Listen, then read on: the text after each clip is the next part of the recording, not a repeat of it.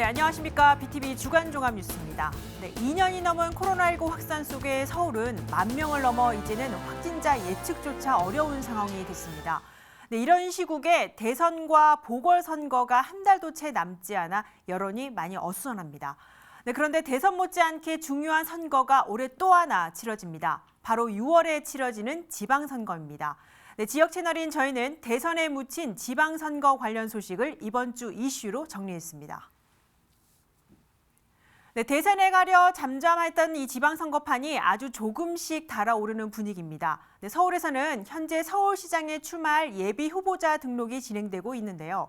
어떤 후보들이 출마를 준비하고 있는지 짚어봅니다. 먼저 김대호 기자가 보도합니다. 앞으로 4년 동안 서울시정을 이끌 인물을 뽑는 선거가 오는 6월 1일 지방선거에서 함께 치러집니다. 서울시장 선거인데 지난 2월 1일부터 예비후보 등록이 시작됐습니다. 가장 먼저 예비후보에 이름을 올린 이는 무소속 김광종 씨입니다.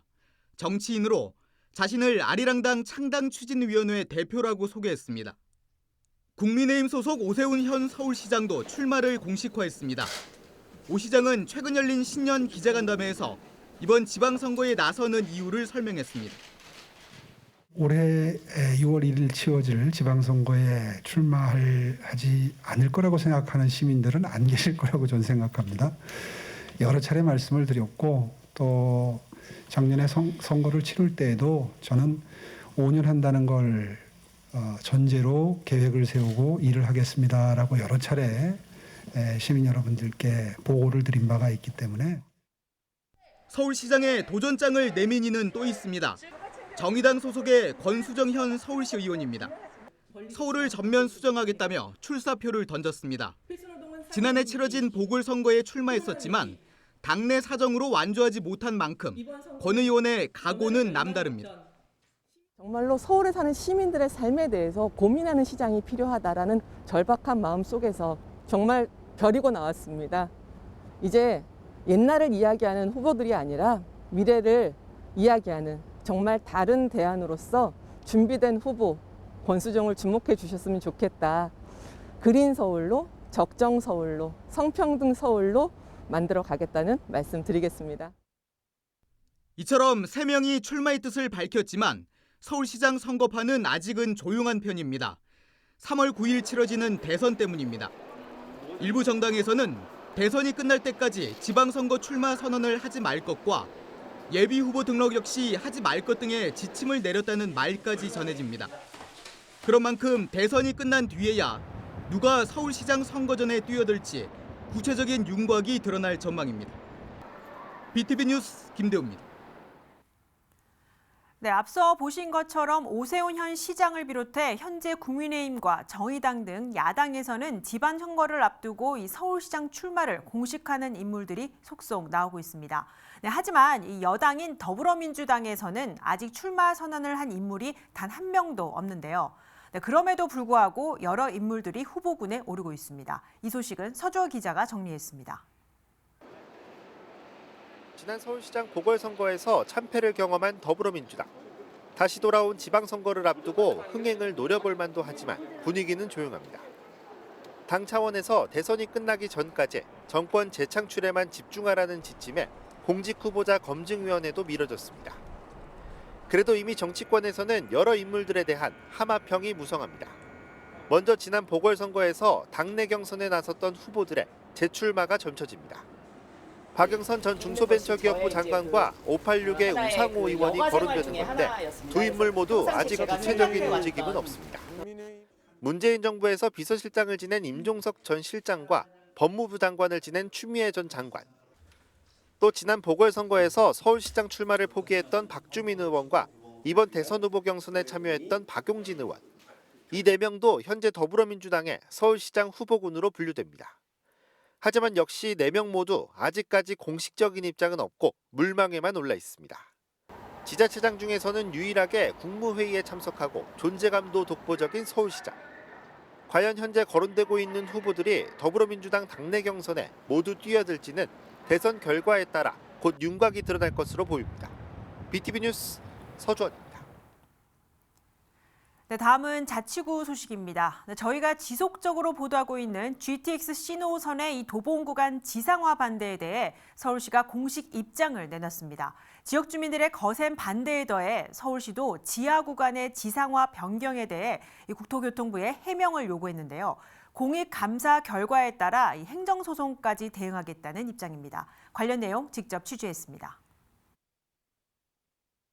지난달 13일 오세훈 서울시장이 SNS에 올린 글입니다. 창동역에서 도봉산역 GTX 지하화 결정이 뒤집힌 이유를 묻습니다. 지하에서 지상구간 계획 변경에 대한 주민 분노에 오 시장은 묵과할 수 없다며 국토교통부의 해명을 요구한 겁니다. 이후 도봉 지역 정치권과 주민 대표들은 감사원에 공익감사를 청구했습니다. 지상화 반대에 주민 11만 명이 서명했고 계획이 변경된 이유를 반드시 밝히겠다는 취지입니다. 이렇게 주민 반대 여파가 지속되자 지난 3일 서울시가 도봉구와 공동으로 대응하겠다는 입장을 밝혔습니다. 서울 동부권의 광역교통망인 GTX 신호선 가운데 도봉 구간 지상화 변경에 대해 백호 도시교통실장이 도봉구 관계자와 만나 지상화 반대에 공동 대응할 것을 제안한 겁니다. 감사원의 공익감사 청구가 기각될 경우 해당 사업에 대한 가처분 신청은 물론 국토부를 상대로 행정소송까지 거론한 것으로 알려졌습니다. 서울시가 공동대응 입장을 밝히면서 도봉 지역은 GTX 신호선 도봉 구간 지상화 반대가 원상 회복되도록 탄력적으로 움직인다는 계획입니다. 이 GTX 신호선의 지상화 문제와 가장 직결되어 있는 것은 도봉구민입니다. 따라서 이해 당사자인 도봉구민의 의지를 모으는 것이 1차적인 과제라고 생각하고요. 협력해서 함께 이 지상화에 반대하는 분들과도 함께 힘을 모아나갈 생각입니다. 도봉 지역이 주민 반대 서명과 서울시의 공동 대응 협의 후에도 국토부 면담을 지속적으로 추진한 끝에 12일 여의도 국회에서 국토부 장관을 만나 GTX 신호선 지상화 반대에 대한 구체적인 면담을 진행하게 됐습니다. BTV 뉴스 강혜진입니다. 네, 앞서 보도한 내용대로 지난 10일 도봉 지역 정치권과 이 지역 주민 대표 등이 여의도 국회에서 국토교통부 장관 면담이 비공개로 진행됐습니다. 여러 의견이 오고 간 걸로 알고 있는데 어떤 내용들이 전해졌고 또 국토부 장관의 해명은 무엇인지 저희가 바로 알아보겠습니다. 네, 실제 면담에 참석한 더불어민주당 도봉을 국회의원이죠. 네, 오기영 국회의원을 화상으로 연결하겠습니다. 네, 오기영 의원님 나와 계십니까? 안녕하십니까. 도봉을 국회의원 오기형입니다. 반갑습니다. 네, 오랜만에 뵙겠습니다. 먼저 이 GTX-C 도봉 구간 지상화 논란 정말 오랫동안 이 국토부에 항의를 해오셨고 답변을 기다렸는데 지난 10일 면담 내용에 대해 지역 주민들이 많이 궁금해하실 겁니다. 네, 국토부에 어떤 입장을 전하셨습니까? 국토부 장관 면담은 저희가 요청을 한 거고요. 저와 인재근 의원이 함께 요청을 하였습니다. 실은 작년 11월 중순경에 국토부 차관을 한번 만나서 문제제기를 한 바가 있습니다. 그리고 장관에게 좀 더 구체적인 이야기를 더 듣고 싶어서 요청을 했습니다. 장관은 이 사안의 변경 과정에 직접 관여했던 공무원은 아니었습니다. 보니까 장관은 이제 기재부 출신이고 국토부의 그 논의 과정에 개입을 안 했어서 뒤늦게 내부 보고를 받은 것과 현장에서 저희들이 설명하는 것 약간의 차이가 있다라고 인식을 하는 것 같습니다. 지난 그 국정감사 때부터 제가 조사했던 내용들 그리고 저희가 우리 도봉구의 다양한 우리 주민들에게 말씀드렸던 것 이걸 종합적으로 전달하고 지상화에 대해서 반대 의사가 분명하다는 말씀을 좀 전했습니다. 네. 그렇다면 이 지역 주민들이 가장 궁금해하는 부분이 이 면담 결과 국토부 장관은 어떤 해명을 내놨나 바로 이 부분인데 어떤 의견을 좀 들으신 건가요? 지금까지 국토부의 입장은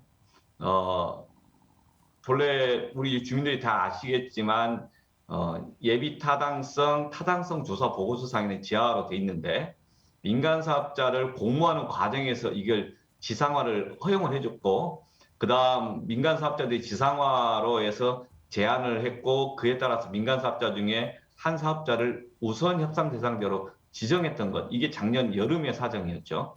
이 과정에 대해서 작년 가을에 국정감사 때 그때 도봉구청을 통해서 뒤늦게 발견돼서 문제제기가 됐는데 그 상황에서 이미 진행하는 절차니까 가야 되는 거 아니냐. 그리고 작년 국토부 차관도 거의 추진하는 것을 변경하기가 쉽지 않다라는 식의 반응이었습니다. 근데 어제 국토부 장관은 이 국토부의 추진 과정에서 도봉구 주민과의 소통이 부족했다. 일단 이 점은 인정을 좀 하셨고, 그리고 지금까지 모든 게 100% 확정되고 추진하는 그 결정된 상황은 아니다. 그러니까 검토 여지가 있다. 이 정도의 운을 좀 띄웠던 것 같습니다. 그래서 약간의 기류의 변화가 있다. 그리고 일정에 대해서 당장 바로 추진할 거냐. 그래서 지금 현재 절차적 단계는 우선 협상 대상자와 국토부 사이에 실시 협약을 체결하게 되면 인허가 의지가 되면서 이제 바로 설계와 시공을 하게 되는데 그 실시 협약 체결을 위한 초안을 지금 KDI나 기재위부를 통해서 협의를 해야 됩니다. 근데 그 절차의 진행을 잠시 좀 보류하기로 했습니다. 이 점이 그전 그 차관 만났을 때랑 좀 차이가 있고 약간의 그 숨통을 좀 튀었다 이렇게 이해를 하고 있습니다. 네, 어쨌든 일정이 연기되고 잠시 보류한다는 건 일단 시간을 벌 수 있는 기회가 생긴 것인데 그런데 저희가 여러 차례 취재를 한 과정을 보면 이 도봉구간 지상화 계획이 지화로 변경된 것이 국토부는 민간 사업자 측이 실시 계획을 추진하기 때문에 검토한 수준이라고 했지만 사실 실무 담당자 사이에서도 엇갈린 의견이 좀 나왔다는 걸 들으셨을 겁니다. 네, 이에 대한 명확한 해명이 좀 필요해 보입니다. 저희가 그 종래 예비 타당수 조사의 보고서상으로는 이 도봉구간 창동부터 도봉산역까지 그 구간을 지하 신설 구간으로 하는 것이 그 반영이 됐었던 거죠. 그런데 2020년 12월 그 약 한 달간 사이에 갑자기 지상으로도 추진할 수 있다라는 식의 그런 변경된 민자 사업자 유치 공모가 이루어진 거고 그 공모 과정이 석연치 않다. 절차적으로도 이해관계가 있는 서울시나 도봉구에 충분한 또 이 소통이 필요했고, 근데 그 소통이 없었다. 내용적으로도 전체적으로 이 도시광역철도라는 것은 10년, 20년을 내다보고 하는 계획인데 이미 지하철 1호선도 지하화를 해야 되는 그런 판에 그 구간을 지상으로 해서 하겠다는 건 말이 안 된다. 이런 점들이 다양한 형태로서 의견이 지금 제출되고 문제제기를 하고 있는 거죠. 그리고 그런 문제제기를 저희는 국토부가 적극적으로 좀 고려해서 대안을 세워야 되는 거 아닌가.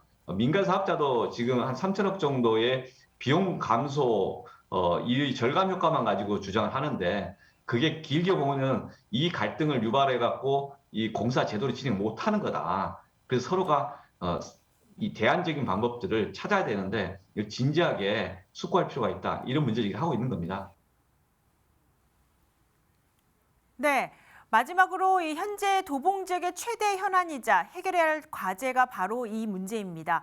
네, 그동안 주민들이 많이 반대했고 결과를 궁금해 왔는데 지역구 국회의원으로서 어떻게 대응할 계획이신지 한 말씀 해주시죠. 이 주제에 대해서는 우리 언론에서도 많이 도와주셨습니다. 우리 저 기자님도 실제 이걸 같이 알려주셨고 또 연합뉴스나 다양한 분들이 관심을 갖고 계십니다. 이게 함께 서로가 관심을 가지고 마음을 모아주신 게 제일 소중하고요. 저도 그런 문제제기나 이게 말씀들 잘 받아안고 이 문제 끝까지 좀 제대로 좀 파보고 있습니다. 그리고 주민들의 그 원하는 방향을 할 수 있도록 최선을 다하겠습니다. 네, 여기까지 듣겠습니다. 지금까지 GTX 신호선 도봉구간 지상화 논란에 대해 지역구 국회의원이죠. 더불어민주당 도봉을 오기영 국회의원과 국토부 면담 결과에 대해 이야기 나눠봤습니다. 오늘 말씀 감사합니다.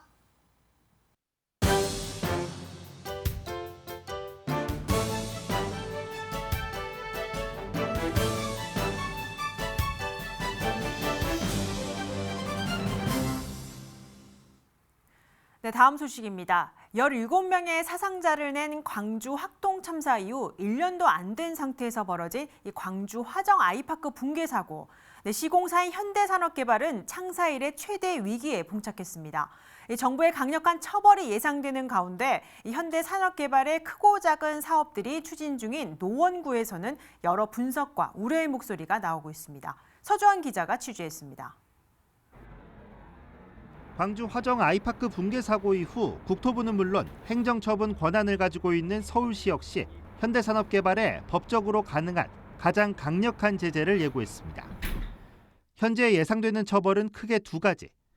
1년간의 영업정지나 심할 경우 건설업에서의 퇴출을 의미하는 등록 말소가 거론되고 있습니다. 처벌 결과에 따라 앞으로 현대산업개발이 수주했던 서울 지역의 다른 사업들은 일부 운명이 바뀔 전망입니다. 대표적으로 2조 5천억 원 규모의 노원구 광운대역세권 개발이 있습니다. 만약 등록 말소 처분이 나오게 된다면 사업은 무산됩니다. 그동안 수익성이 낮아 현대산업개발이 수년에 걸쳐 어렵게 찾아낸 사업자였는데 주민들의 수건 사업이 다시 원점으로 돌아갈 수도 있습니다. 노원구에서 현대산업개발이 추진해오던 사업은 광운대역세권 개발뿐만이 아닙니다. 광주 붕괴 사고 이후 지역에서는 여러 재건축 재개발 사업지에서 우려의 목소리가 나오고 있습니다. 지하철 4호선 당고개역 인근 상계 1구역 재개발 사업은 지난해 10월 시공사가 현대산업개발로 결정됐습니다. 곧 정식 계약을 앞두고 있는데 광주 붕괴 사고로 주민들의 분위기는 심상치 않습니다. 정도를 안 지켰기 때문에 그런 부실 사고가 났지만은 불안하죠, 사실. 다들 불안해서 들어가서 살겠냐고 다들 그러더라고요. 일찌감치 현대산업개발의 수주가 예상되던 월계동 동신아파트 재건축 사업도 최근 조합원들의 의견이 분분해졌습니다. 이번 달 말 최종적으로 시공사가 선정되는데 브랜드 이미지 손상을 우려하는 목소리가 조금씩 나오고 있는 겁니다. 현재는 일부 조합원이 어떻게 이제 브랜드 가치가 떨어지지 않느냐 그런 이의를 제기를 하는데 그래도 워낙 제안서가 좋으니까. 이외에도 노원구에서는 공릉 역세권 개발 사업 등의 현대산업개발과 관련돼 있는 상황. 최근 일부 지역 정치권에서는 노원구 곳곳의 안전을 지켜내야 한다며 등록 말소를 촉구하는 발언들도 나왔습니다. 주민들의 불안과 걱정에 정치가 답해야 합니다. 먼저 건설업계의 안전관리 소홀에 대해 단호하게 책임을 묻고 부실 불법 공사를 근절하는 데 힘을 모아야 합니다. 현재 현대산업개발과 관련해서는 강력한 처벌이 필요하다는 여론과 현장 수습 등을 위해 등록 말소는 어렵다는 의견 등 여러 가지 주장들이 나오고 있습니다. 아직까지 국토부 조사나 서울시의 행정처분을 기다려야 하는 상황 속에서 과연 어떤 결과가 나올지 지역에서도 이목이 집중됩니다. BTV 뉴스 서주환입니다. 네, 서울 지역 주민들의 최대 관심사죠. 네, 재개발 관련 소식입니다. 도심 공공주택 복합사업 후보지로 선정되기 위해 동의서 접수가 한창인 강서구 화곡본동 1구역이 최근 동의율 60%를 넘겼습니다. 본지구 지정을 위한 동의율까지도 충분히 가능하다는 전망이지만 아직 강서구에서 이 도심 복합사업 후보지가 나오지 않고 있어 우려의 목소리도 있습니다. 보도에 김대우 기자입니다. 동의서 제출을 부탁한다는 내용의 현수막이 동네 곳곳에 내걸려 있습니다. 도심 공공주택 복합 사업을 추진하고 있는 강서구 화곡본동 1구역의 지난해 모습입니다. 그런데 올 들어 이 현수막이 다른 현수막으로 바뀌었습니다. 주민 동의율이 60%를 넘겼다는 내용입니다. 도심 복합 사업 후보지로 선정되기 위해 주민들로부터 동의서를 받고 있는 강서구 화곡본동 1구역 재개발 추진위원회가 최근 60% 동의율을 확보했다고 밝혔습니다. 주변만 보더라도 목동과 우장선은 지금 계속적으로 아파트가 지어지고 있거든요. 근데 화곡동의 경우 그냥 아파트가 거의 없는 빌라촌으로 이제는 거의 난민촌의 형태를 띠고 있는데요. 이에 화곡동의 주민들은 그 어느 지역보다도 재개발의 의지가 강하고 이에 저희 후보 지정도 안 된 저희 화곡본동 1구역이 60% 동의율 달성이라는 이 주민들의 의지를 보여주고 있으며 추진위는 본직으로 지정되기 위해 필요한 동의율을 확보하는 것도 문제 없다는 입장입니다. 다만 걱정은 있습니다. 지금까지 도심 복합사업 후보지로 선정된 곳에 강서구가 단 한 곳도 없다는 점입니다. 지난달 국토교통부가 서울 9곳을 포함한 8차 후보지를 발표했는데 여기에도 강서구는 포함되지 않았습니다. 국회대로 주변 화곡 248동이 더불어민주당 주택공급 확대 TF가 발표한 도심 공공주택 복합사업 후보지로 선정됐지만 아직 정부의 공식 발표는 없는 상황입니다.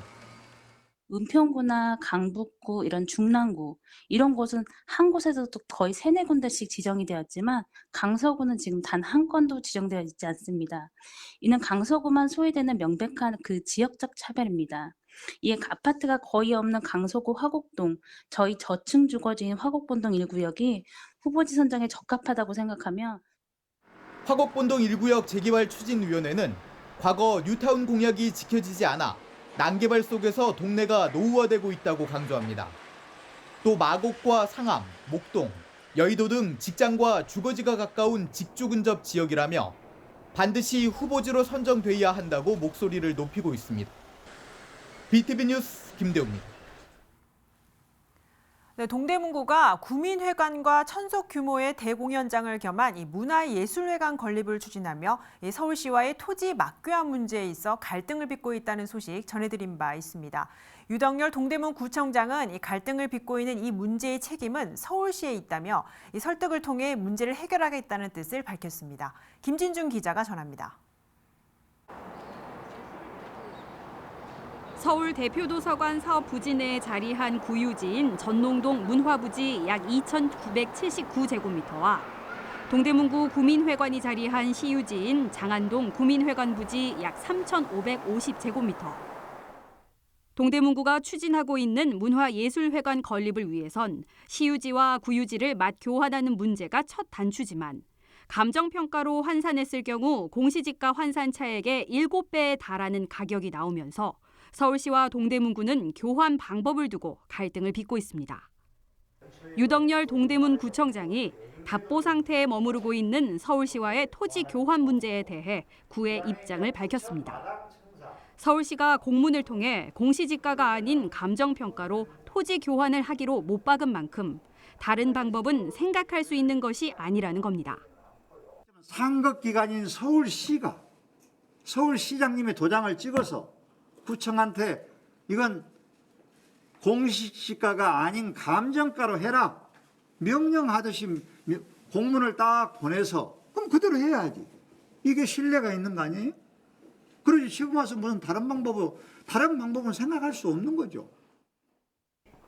이번 갈등의 책임은 관련 예산을 편성하지 않은 서울시에 있다며 현재로선 서울시 추경에 관련 예산이 편성되도록 설득하는 작업이 주요하다는 뜻을 전했습니다. 근데 시가 이제 예산도 편성을 지금 안 돼 있다고 그러고 그러니까 뭐 이제 추경 때 다시 얘기를 해봐야죠. 지금 얘기해서 설득을 하고 안 되면 오세훈 시장님을 직접 만나서 그걸 안 지키는 시가 잘못이지 후보가 잘못이 아니잖아요. 동대문구는 2026년 개관을 목표로 장안근린공원에 동대문 종합문화예술회관 건립을 계획하고 있습니다. 감정평가냐 공시지가냐 교환 방법을 둔 갈등 속 현 구청장의 임기 내에 갈등이 해결될지 또한 지켜볼 일입니다. BTV 뉴스 김진중입니다. 중구 청구동 일대는 재개발을 하고 싶어도 지적도상의 경계가 모호해 어려움을 겪고 있는 곳이 많습니다. 중구가 신당 9-1 지구에 대해 지적 재조사를 실시합니다. 이재원 기자가 취재했습니다. 청구동의 한 주택가. 집과 집 사이로 사람이 오갈 수 있는 도로가 있습니다. 하지만 이곳은 지적도상에는 없는 곳으로 원래는 주택에 흡수돼야 하는 공간입니다. 해당 주택은 소유주가 한 필지를 갖고 있지만 4개 필지를 침범하고 있습니다. 때문에 집을 팔고 싶어도 매매가 불가능합니다. 신당 9-1 지구는 6.25 전쟁 이후 지적도상의 경계가 허물어져 지어진 건축물이 유독 많은 곳입니다. 이렇게 소유권 행사는 물론 개발이 사실상 불가능한 곳이 해당 지역에만 87필지. 이에 따라 구는 지적 재조사를 실시하기로 했습니다. 재조사 사업이 끝나면은 사업이 완료되면은 경계가 새로 결정되기 때문에 토지 개발도 원활히 할 수 있고 대단히 토지 이용도 쉽게 주민들이 할 수 있습니다. 군은 제조사 사업지구 지정을 위해 주민의 3분의 2 이상의 동의를 받았습니다. 온라인 소통 창구를 개설해 주민 안내는 물론 소유자 간 소통 공간으로 활용해 올해 안에 지적 제조사를 마무리한다는 계획입니다. BTV 뉴스 이재원입니다.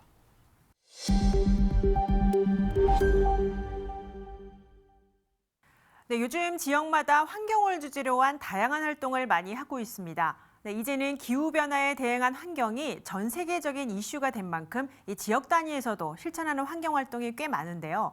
네, 도봉구에서는 주부들이 환경 모임을 만들어 지역에서 다양한 활동을 하고 있다고 합니다. 어떤 아이디어들이 환경 살리기에 보탬이 되고 있는지 주민통신원이 직접 취재했습니다. 네, 도봉 지역을 담당하는 손혜영 주민통신원을 화상으로 연결하겠습니다. 네, 손혜영 통신원님 나와 계십니까? 네, 안녕하십니까. 도봉구 주민통신원 손혜영입니다. 네, 반갑습니다. 취재하신 이 도봉구 담소재, 이름이 좀 특이합니다. 어디에 위치한 곳이고 또 이곳은 어떤 곳인지부터 설명을 좀 해주시지요. 네, 담소재는 담소가 이루어지는 공간이라는 뜻을 갖고 있습니다. 사람 사이 관계를 이루는 구체적 마을이자 공동의 공간으로 공유와 협동, 신뢰와 호혜성에 기반한 실천과 가능성의 공간을 모토로 주민들의 삶 속에 함께하고자 만들어진 공간이라고 이야기해 주셨습니다. 현재는 도봉보건소 근처에 위치하고 있는데요. 3월 중에 이전 개소식을 준비 중에 있습니다. 네, 다음 달 이전을 하는 것 같은데 담소재의 주부들이 모이게 된 취지가 이 환경을 살리고 또 지키자는 의미인데 주부들이 직접 모여서 주로 어떤 활동을 하는지도 궁금합니다. 네, 2018년부터 배움의 욕구가 있는 주부들이 공통의 관심사로 만나 지금까지 활동이 이어져 오고 있습니다. 이곳 담소재에는 기후위기뿐 아니라 뜨개질이나 자수 등을 배우는 활동과 더불어 서로의 안부와 일상을 나누고 서로의 생활을 지지하는 모임으로 자리하고 있는데요. 특별히 아이들의 돌봄과 성장에 관심이 많은 주부들에게 기후위기라는 현실이 위협적으로 다가왔고 현재는 이에 대응하는 실천적 활동들을 고민하고 시행하고 있습니다. 네, 이 뜨개질, 수세미 등을 만든 제품을 판매를 직접 한다고 들었습니다. 이 제품 판매는 또 도봉구 관내 상점인데 이곳 역시 또 주부들이 환경을 지키는 공간이라면서요. 네, 맞습니다. 담소재에 모인 주부들이 기후위기 대응 활동으로 2021년 도봉구에 문을 연 제로 웨이스트 샵 안녕상점과 협업하여 3배 수세미를 직접 만들어 납품을 진행했습니다. 제로 웨이스트 샵 안녕상점은 환경을 보호하기 위해 쓰레기 배출량을 줄이는 제로 웨이스트를 실천하는 협동조합으로 기후위기 인식 및 또 대응 교육과 실천 활동 프로젝트를 기획하고 실행하고 있습니다. 또한 대한소비를 위한 매장 운영 및 청년 인턴십을 운영하는 등 다양한 활동과 함께 환경보호 제품들을 판매하는 공간입니다. 네, 이 무엇보다 지역의 주부들이 환경을 생각해서 자발적으로 모임을 구성해 프로그램을 운영하는데 참여한 주부들의 반응은 좀 어떻습니까? 취재 중에 인터뷰한 학부모님께서는 평소 아이들을 돌보며 기후위기에 대해 고민을 하고 있었는데 비슷한 생각을 가진 학부모님들이 하고 싶은 활동을 자발적으로 계획할 수 있고 또 실행할 수 있는 공용 공간이 있으니 언제든지 모일 수 있어서 편안하고 좋았다라고 이야기해 주셨습니다. 네, 마지막으로 이 담소재의 주민 모임 활동 계획과 함께 또 직접 방송을 보시고 환경 모임에 참여하고 싶은 주부들은 어떻게 참여를 할 수 있는지도 좀 알려주시지요.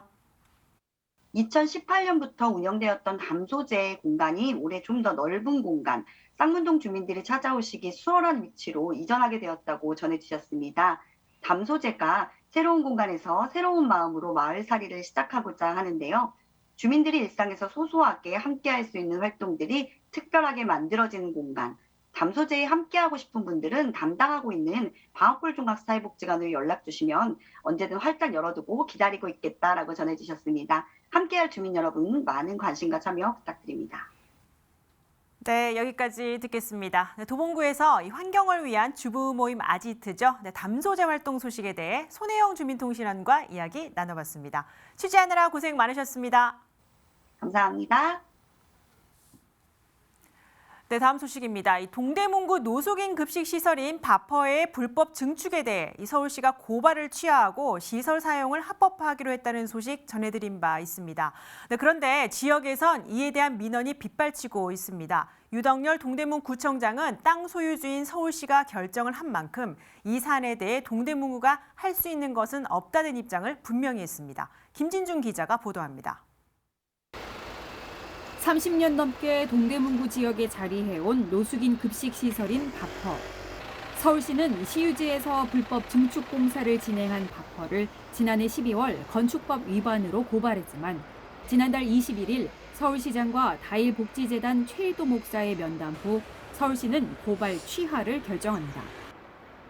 증축 건물을 기부 체납 후 사용하는 안에 합의하면서 일단락된 듯 보이는 이 사안. 하지만 지역에선 여파가 여전합니다. 바퍼 인근의 청량리동과 용두동, 전농동 등 일대엔 재개발 사업에 따라 내년 상반기부터 대단지 입주를 앞두고 있는 상황. 바퍼의 불법 증축 반대에 더해 이전을 요구하는 민원은 계속되고 있고 한편에선 바퍼의 사용 금지를 요청하는 주민 서명 운동까지 진행되고 있습니다.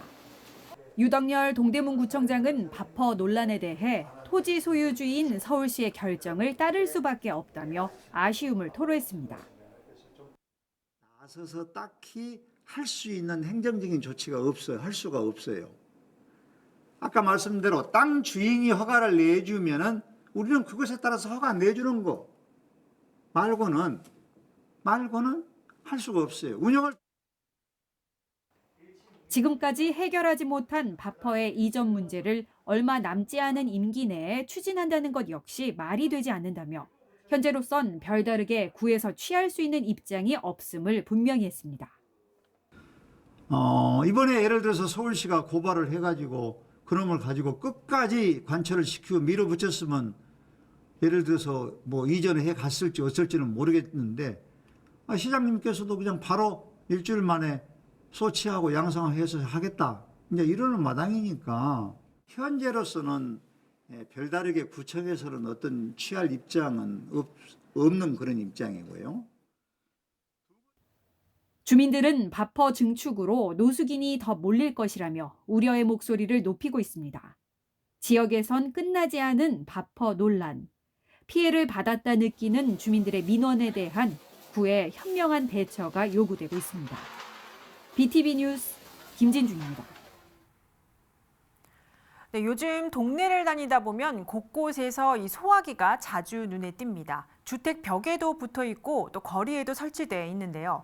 누구나 쉽게 찾아보고 끌 수 있도록 지난 2015년 도입된 보이는 소화기입니다.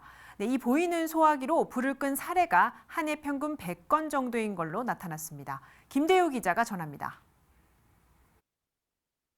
한 여성이 벽에 걸려 있던 소화기를 꺼내고 소화기를 건네받은 남성이 곧바로 불을 끕니다. 지난 2018년 강서구의 한 전통시장에서 불이 났는데 상인들이 보이는 소화기로 초기 진화에 나서는 장면입니다. 이보다 1년 앞서 동대문구 제기동의 한 주택가 공터에서 발생한 화재 역시 한 시민의 발빠른 대처와 보이는 소화기 덕분에 큰 불을 막았습니다. 화재로 급하게 소화기가 필요한 경우가 있습니다. 그곳이 이제 가정이 될 수도 있고 음식점 같은 점포도 될 수 있고 때로는 운전을 하는 도로 위일 수도 있는데요. 그럴 때 가까운 곳에 소화기를 설치해서 누구나 사용하도록 해 화재 피해를 줄이자는 취지로 이처럼 보이는 소화기는 제 역할을 톡톡히 하고 있습니다.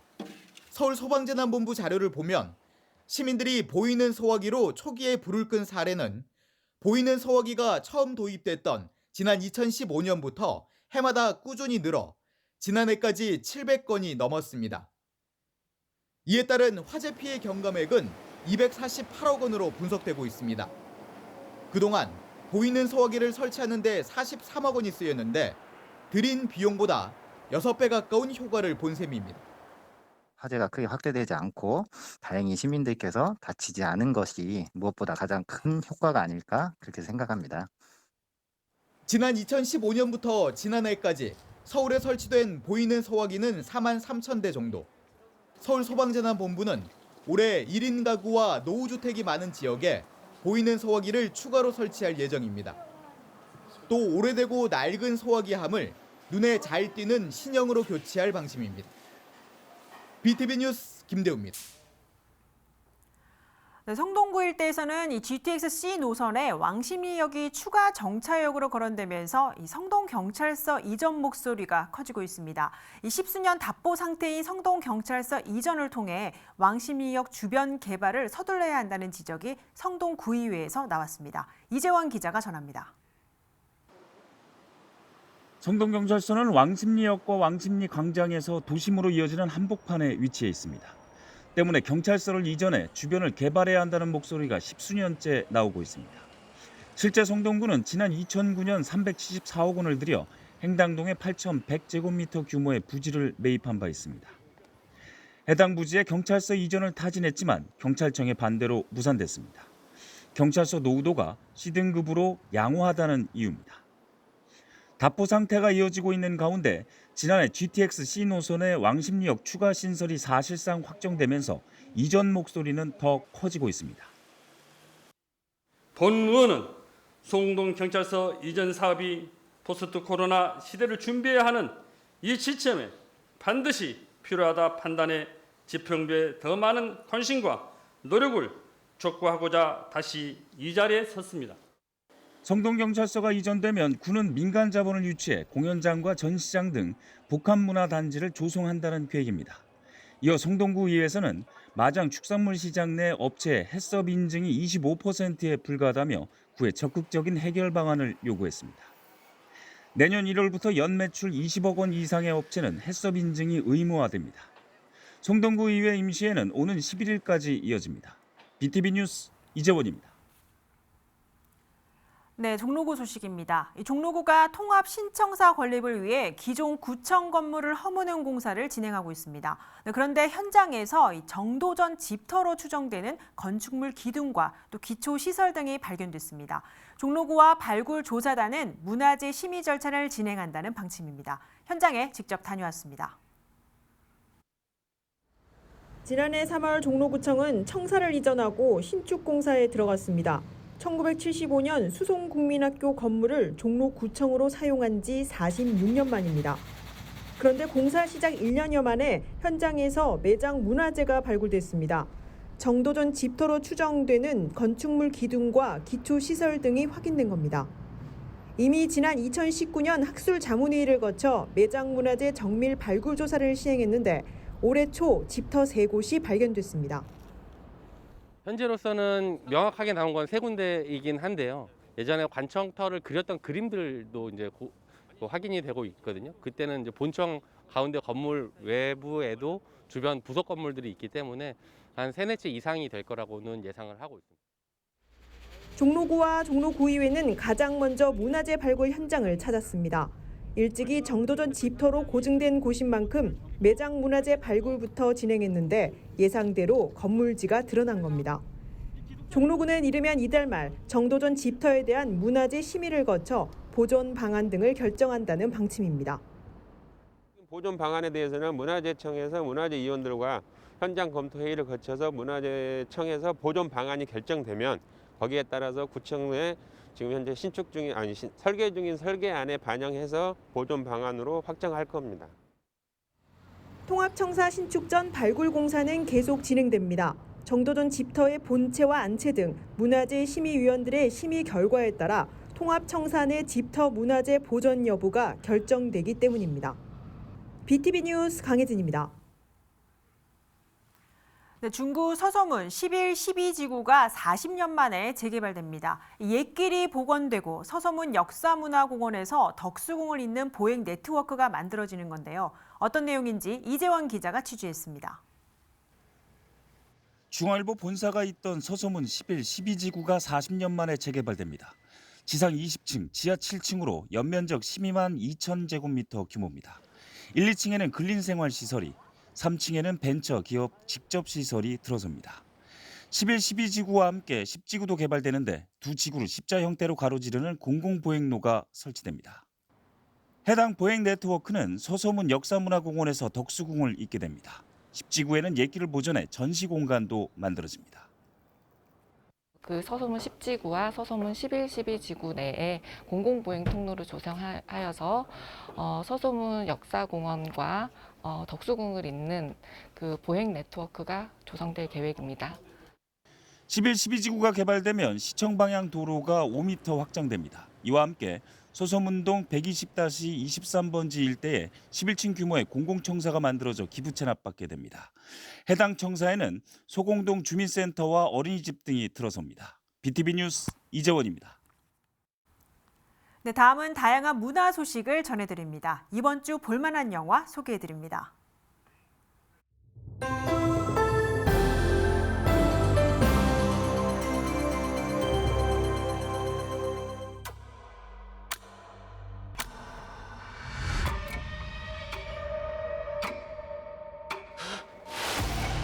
교통사고 현장에서 눈을 뜬 한 남자.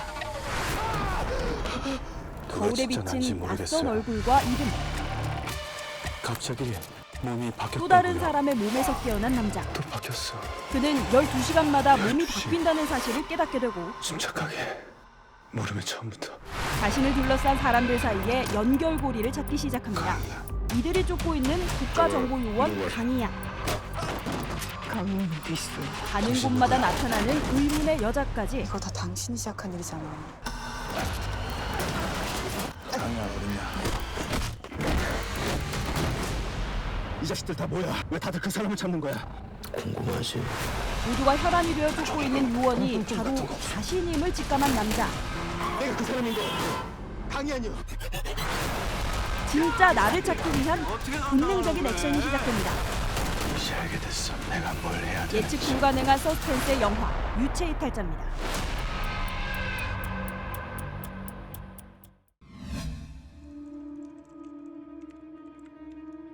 Last night I had a breakthrough. 아버지의 벽을 뛰어넘고 싶었던 신경과학자 이단은 My consciousness fractured. So now there are 10 of us. 뇌와 관련된 실험 중 분열된 10개의 자아를 발견합니다. Like clockwork. 6 minutes every hour. I only have a few minutes left. I think you're going to want to see where this goes. Imagine consciousness constructed to your own liking. Memories curated to a desired state. And yes, perhaps changing yourself for the better. 놀라움도 잠시. 이단의 인격들은 서로 엉키면서 6분마다 다른 자아로 바뀌게 되고 점점 기억을 잃어갑니다.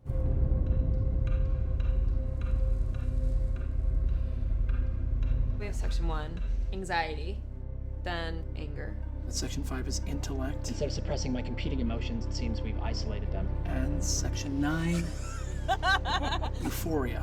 So we just need section 8. 자신이 무슨 짓을 했는지 전혀 알 수 없는 상황 속에서 가장 위험한 8번째 자아가 눈을 뜨는데 Who is this guy?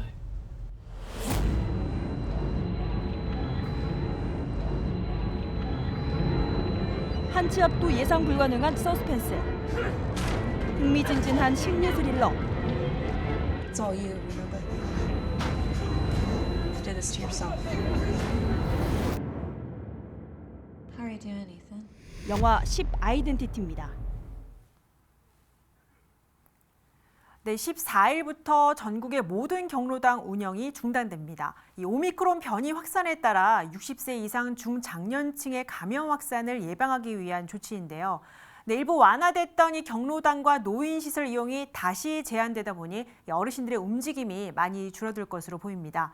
많이 답답하겠지만 가까운 곳에서 산책하면서 건강을 챙기는 시간 만들어보는 것도 좋겠습니다. 네, 저희는 지역 주민, 더 나아가 서울 시민의 가치를 담은 소식으로 다시 찾아뵙겠습니다. 네, 건강한 주말 보내시기 바랍니다. 시청해주신 여러분 고맙습니다.